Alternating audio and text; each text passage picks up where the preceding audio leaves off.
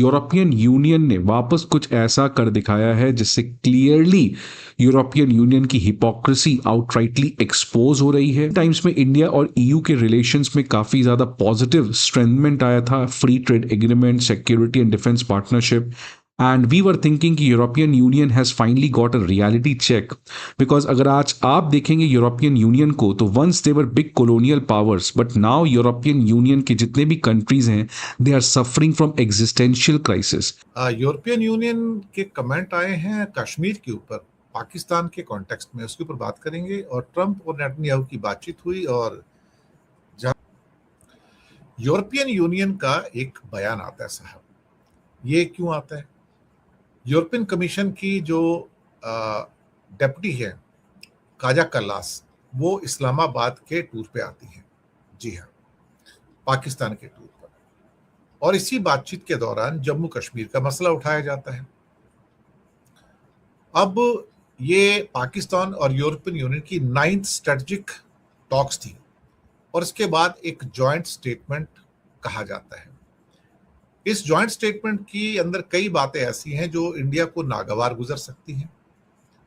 हालांकि काजा कल्लास ने पहले शहबाज शरीफ और बाद में असीम मुनीर से भी मुलाकात की। यहां पर कई पॉइंट्स हैं जॉइंट डिक्लेरेशन के अंदर। पॉइंट नंबर 11 क्या कहता है? पॉइंट नंबर 11 कहता है कि पाकिस्तान ने जम्मू कश्मीर के मुद्दे पर इंफॉर्मेशन दी। अस्सलामुअलैकुम दोस्तों, पाकिस्तान जम्मू कश्मीर का मसला दोबारा खड़ा करने में कामयाब हो गया है। तो दोस्तों चाइना से बातचीत की है और चाइना और पाकिस्तान मिलकर इस बार सिक्योरिटी काउंसिल में करारदाद लाएंगे। दोस्तों अगर चाइना होगा तो आप खुद सोचे, रूस उसे वीटो नहीं करेगा, और पाकिस्तान होगा तो अमेरिका वीटो नहीं करेगा। यानी इस बार बहुत तगड़ा काम भारत के साथ होने वाला है। लेकिन दूसरी तरफ पाकिस्तान ने यूरोपियन यूनियन को भी अपने साथ मिला लिया है। वहां पर बर्तानिया और फ्रांस है, तो दोस्तों वहां से पाकिस्तान इन दोनों का वोट भी ले सकता है। दोस्तों यूरोपियन यूनियन ने पहली बार इस तरह बहुत बड़े प्लेटफॉर्म से उनकी प्रेसिडेंट ने पाकिस्तान के हक में उसे यूनाइटेड नेशन के करारदादों के मुताबिक हल होना चाहिए। क्योंकि दोस्तों भारत आपको पता है पहले से ही कह रहा है कि ये उनका अंदरूनी मसला है, जबकि ये अंदरूनी नहीं, ये बैनुल-अक़वामी मसला है। इससे दोस्तों भारत को बहुत बड़ा झटका लगा है। पाकिस्तान की ये बहुत बड़ी सफारती कामयाबी है, और पाकिस्तान को अब यहाँ पर रुकना नहीं चाहिए, भारत को ठोकर लगानी चाहिए। और अब भारत में यूरोपियन यूनियन के खिलाफ भी मुहिम चल गई है। दोस्तों भारत किस किस के खिलाफ होगा? हर दुनिया से, पूरी दुनिया से ठोकरें और लातें पड़ रही है। कभी कहते हैं इसका बाइकाट, कभी उसका बाइकाट। तो इनके लिए आसान हल यही है कि ये पूरी दुनिया का ही बाइकाट करके बैठ जाए, तभी इनको सुकून मिलेगा। यूरोपियन यूनियन के जो रिप्रेजेंटेटिव थे, उन्होंने यूक्रेन के खिलाफ रशिया की जो वॉर है उसके बारे में इंफॉर्मेशन दी। दोनों ने कहा कि दोनों पक्षों के, यानी कि ईयू कहता है कि दोनों पक्षों को, पाकिस्तान और यानी कि रशिया यूक्रेन भी, उनको यूनाइटेड नेशन के चार्टर के जो प्रिंसिपल हैं, बातचीत से और डिप्लोमेसी के माध्यम से शांतिपूर्ण तरीके से सॉल्यूशन खोजना चाहिए। अब कश्मीर के ऊपर यूनाइटेड नेशन की बात कही है। यहां पर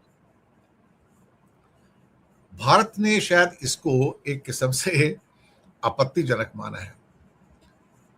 एक्सपर्ट्स का मानना है कि इस लैंग्वेज को एक्सेप्ट करके ईयू ये मान लेता है कि जम्मू और कश्मीर एक इंटरनेशनल इशू है, जो इंडिया नहीं मानता है। इंडिया कहता है कि ये एक बायलैटरल मुद्दा है, लेकिन पाकिस्तान कहता है कि ये इंटरनेशनल मुद्दा है और इसको यूनाइटेड नेशन के द्वारा सॉल्व किया जाना चाहिए।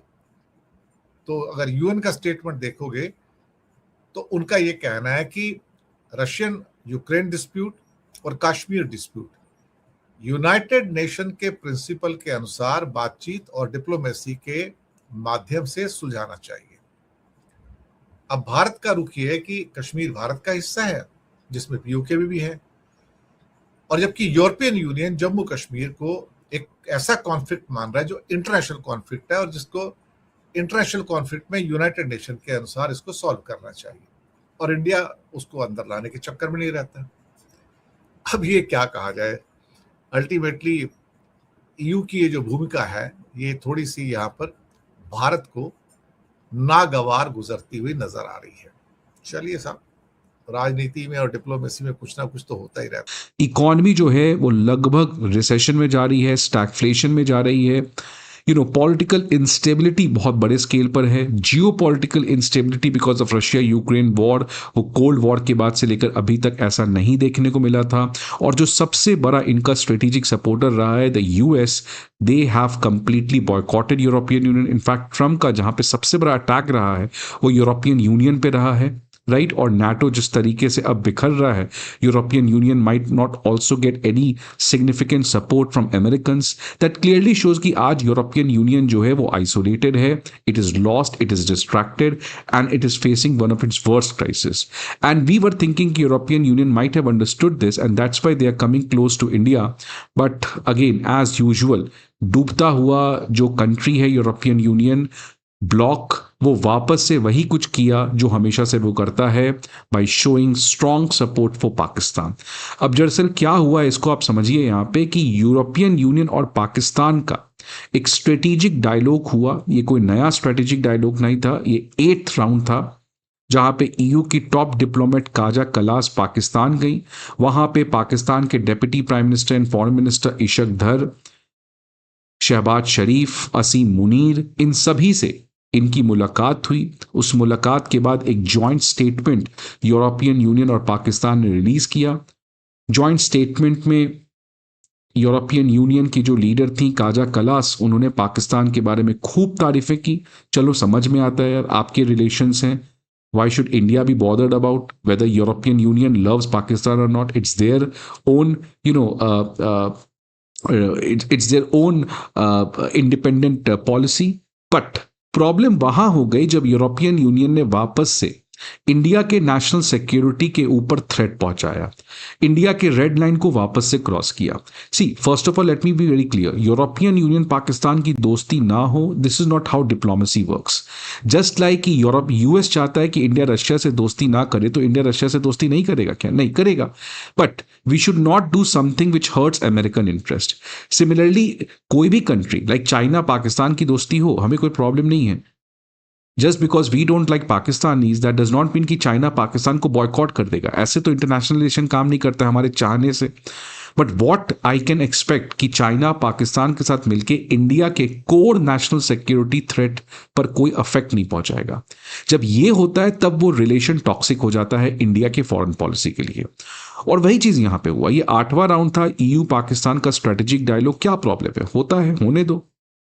There's no problem if India can hold good relations, excellent relations with Russia, जो आज यूरोपियन यूनियन के साथ उनका प्रॉब्लम है, तो why should we expect कि EU जो है वो पाकिस्तान के रिलेशन नहीं रखेगा just because India does not like Pakistan? नहीं। But the problem is what they did. उन्होंने किया क्या कि इस जॉइंट स्टेटमेंट में जम्मू एंड कश्मीर और यूक्रेन मामले को एक साथ एक ही क्लब में डाल दिया।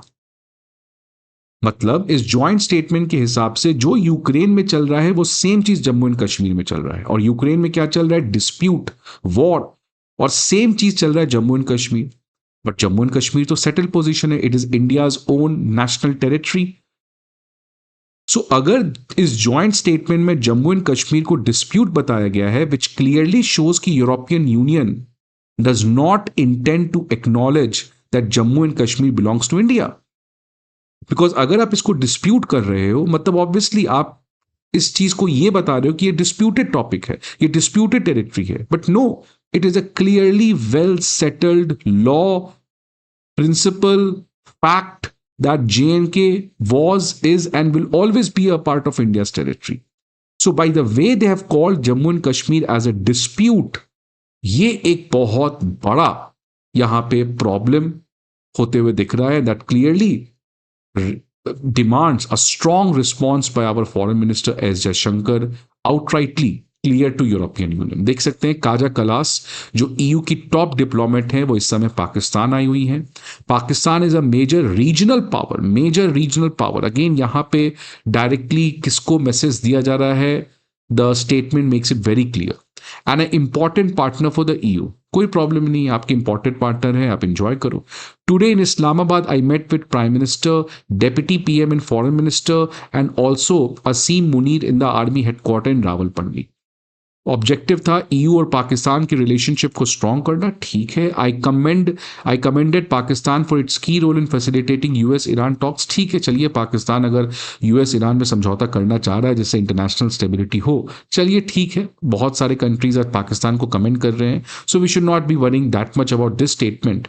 The EU is Pakistan largest export destination, बहुत बढ़िया बात। And Pakistan is the world's leading beneficiary of EU trade preference, जहां पे ईयू जो है वो पाकिस्तानी गुड्स को 0% कस्टम ड्यूटी लगाता है, उसी को हम लोग जीएसपी कहते हैं, जनरलाइज सिस्टम प्रेफरेंस, जो पाकिस्तान को यूरोपियन यूनियन के द्वारा मिलता है। चलिए, यहां तक कोई प्रॉब्लम नहीं है।